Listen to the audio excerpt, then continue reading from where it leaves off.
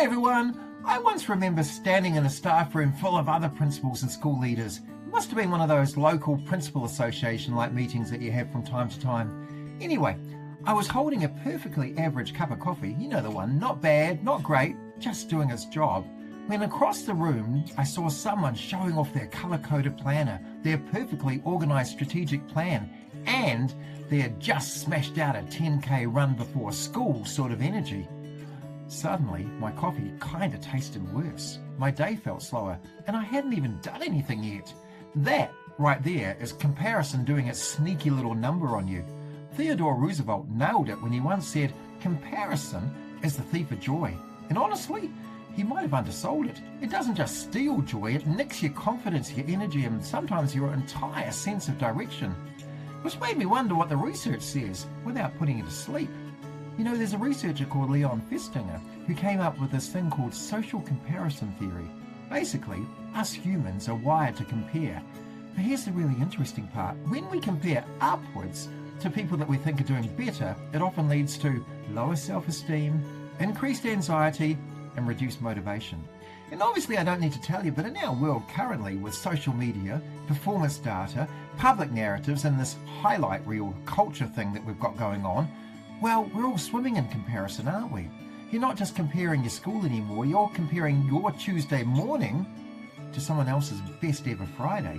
So what can we do practically, because we don't need more theory, do we? What is it that we can actually do to combat that? Firstly, run your own race without checking the other lanes every 5 seconds. Your context, well, it's unique, isn't it?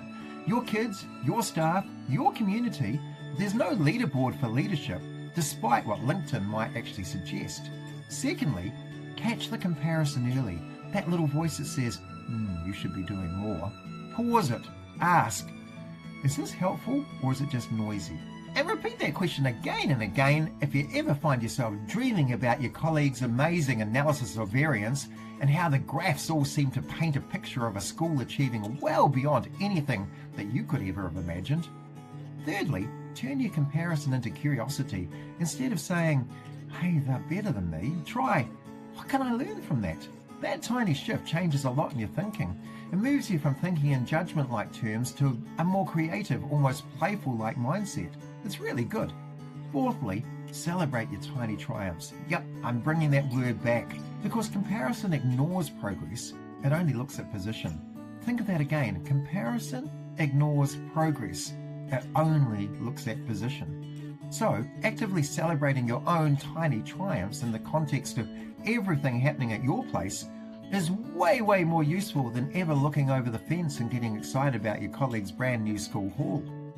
And a final thought, in my book, Be Slacker Better, there's this underlying idea that leadership isn't about doing everything perfectly.